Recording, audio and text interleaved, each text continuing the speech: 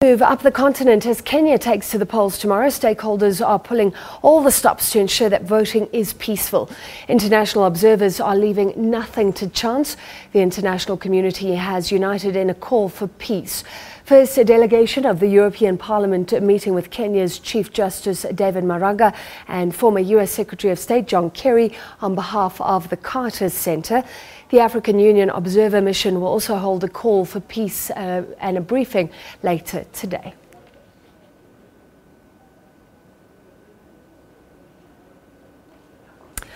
All right, so 2 elections ago, there was post-election violence in Kenya. It's a tight race, so the world will be watching. We now cross to our reporter, Sarah Kamani, who's in Kenya, in Nairobi. Sarah, good afternoon to you. Is this still too close to call?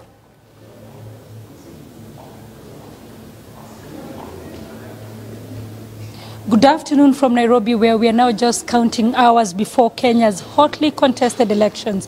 Now, we are also awaiting a press briefing by the African Union Election Observers Mission, led by former South African President Thabo Mbeki. We expect that he will be talking about peace and also just giving us a brief again on who he has met since he returned to the country. The African Union is key in this election because should there be any dispute, should there be any problems, then the first port of call, if Kenyans themselves cannot get along, will be the African Union to send in mediators or to just send in people to try and get parties together. It is a hotly contested election, and so everybody in the country, international community, pulling all stops to ensure that this process tomorrow goes peacefully, but also that the election is seen to be credible, free and fair. Indeed, President Mbeki has just concluded a meeting with former US Secretary of State John Kerry. Kerry is representing the Carter Center, this time as the head of that Elections Observer Mission. Earlier, Mr. Kerry himself met the judiciary, the head of the Supreme Court.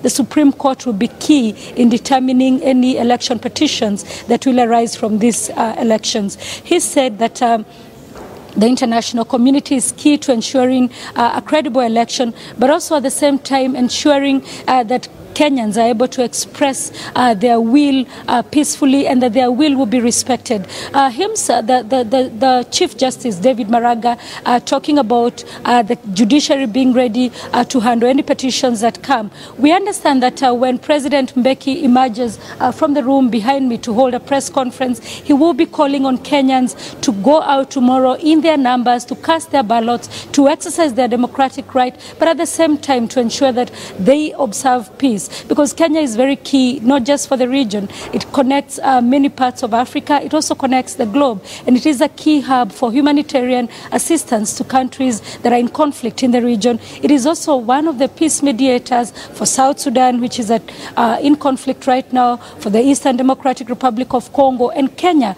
has troops in Somalia. So the outcome of tomorrow's election being watched very closely, and everybody expecting that Kenya will actually emerge out of this more united and more peaceful than what we have seen now. Back to you in studio, Francis. Well, we can only hope. Thank you very much. A quick update from Sarah Kamani, and we will bring you that AU press briefing led by our former President Thabo Mbeki at around 1 o'clock. A look at international news after the break. Stay with us.